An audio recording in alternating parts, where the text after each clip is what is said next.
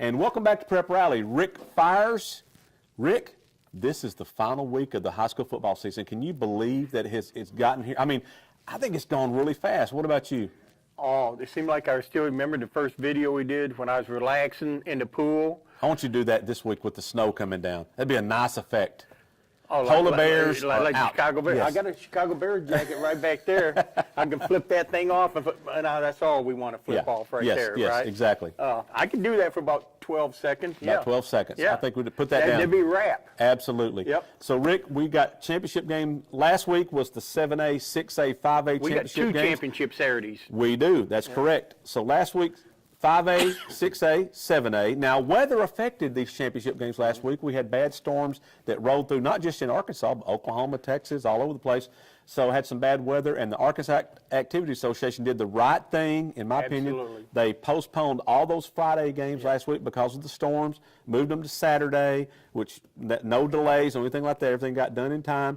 They took the 5A state championship game that was Pulaski Academy against Little Rock Christian, moved it to Sunday afternoon and played it Sunday. So, Rick, they had the 6A championship game Saturday at noon. Greenwood took care of business there like we thought they would, won their second state championship in a row and the 8th state championship in 15 years with Rick Jones. You know what? I think when you look at Arkansas high school football, that's a dominant program.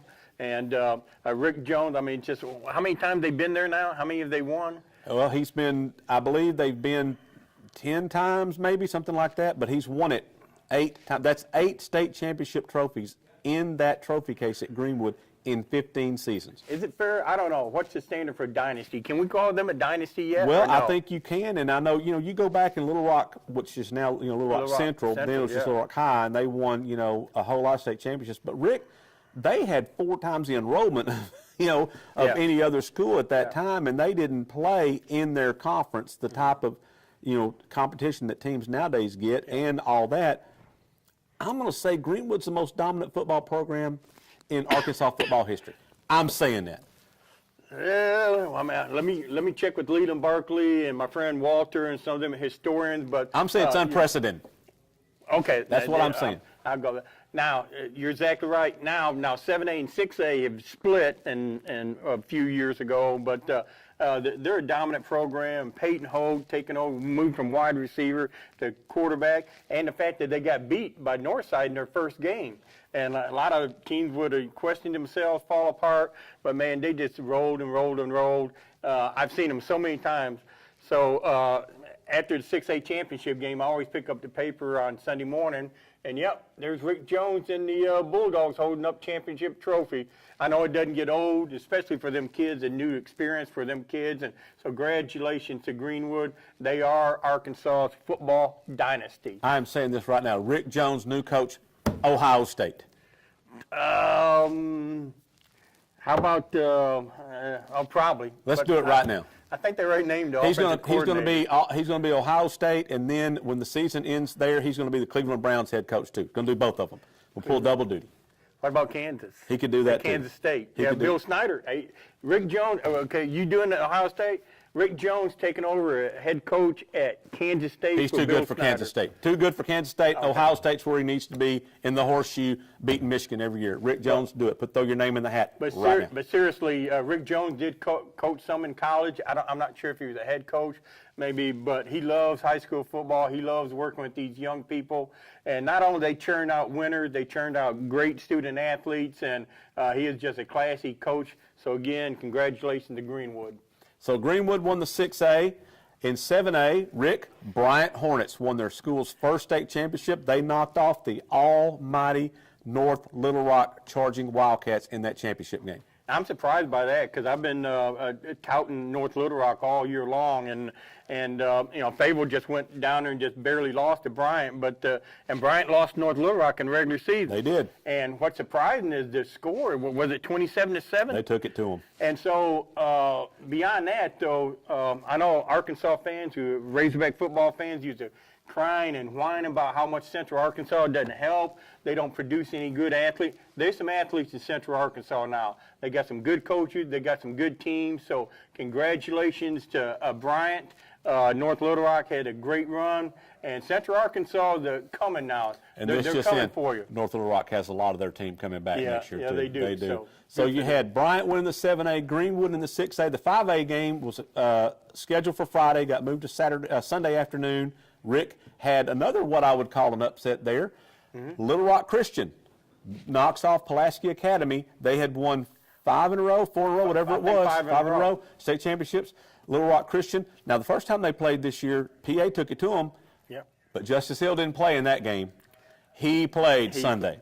Hey, congratulations, AETM. I watched that game, and a very good broadcast, a clear picture, and you could see the athleticism of Justice Hill. Now, he's going to play basketball. He's probably not big enough to play quarterback on the They said that about Kyler Murray, too, Rick. I know, but hey, but where's his heart? His heart's in basketball. He loves basketball. But he was an athlete that just took over that game. The good news for Razorback fans, both of them are coming up here. Hudson Henry, he would be up here playing tight end for the Razorback. Justice Hill is going to play basketball. And that's a budding rivalry down there between the private schools in Little Rock. That's a great game. So Little Rock Christian wins their first state championship. Bryant wins their first state championship, and Greenwood wins its 41st state championship. Yeah, so something like that. Something like that. So that was the large schools. This week, it's the schools in 4A, 3A, 2A. Rick, Shiloh Christian was in the semifinals last week, but their team was rocked to the core Saturday morning before their game when their running back, 3-year starter, Jarrett Russ, emergency appendectomy, was operated on. Now, they tried to tape him up. No, I'm just kidding. They didn't. No, that's serious. But, yeah, he had to have an operation, appendix removed on Saturday. So, you know, if that had happened the week before and Shiloh has a week to prepare for that, you know, they may be okay. Yep. You know, just a few hours before game time, you know, that's you know, how do you account for that? And I was talking with Jeff Conway on Twitter, and I said, you know, this injury, this thing with Jarrett reminds me. I remember this was about 10 or 15 or so years ago. There was a girls basketball team in Texas. It was like 38-1. I mean, they were a fantastic team. They're in the state championship game, fixing to play. They're in the warm-up drills down at the University of Texas, getting ready to play somebody, and their star player tore her ankle up in the layup line. Now, you know, how do you account for that? But she did, and this is minutes before the game, and of course that just devastated them. They lost. But and this, you know what? This is high school, so it's not college or NFL. But can you imagine how the line changes, and it shows you how significant an injury that is? If that were the NFL game, I mean, that's like a 7-8-point swing right there to lose a player that valuable. We don't condone betting, but I'm trying to use the analogy, probably a stretch, but that shows you how important he was to that Shiloh team. Well, Arkadelphia did beat Shiloh on Saturday. Good team. Arkadelphia took advantage of Shiloh, had a short punt. They had an interception there close, and Arkadelphia ended up getting 3 touchdowns there in real close range. So they knocked off Shiloh. So Arkadelphia, a team that started the season 0-5, going back to Little Rock to defend its state championship that they won last year. They'll be taking on Joe T. Robinson. That will be Saturday night at 6:30. But before that game, Rick, Booneville Bearcats. Now, you were down at Booneville Saturday. Booneville, what a huge win that was over the Prescott Curly Wolves. Rick, kind of walk us through the last part of that game. Okay, first, but you now use a big shot on Friday wearing your football jersey at Malakoff High School. Yes. I haven't been to Booneville since Saturday night, but I guarantee you the most popular man in school is Cam Brazier. He is. Number 9. Number 9. Prescott was coming down. Booneville just taking the lead on another run up the middle by our man Ray. Carson Ray. About 2 minutes, 3 seconds. Prescott, they come down. Picking up big chunks of yardage, trailing 34-31. I thought for sure they were going to score. They got a great athletic quarterback. They got down to about the 4 or 5 yard line, 8 seconds to go.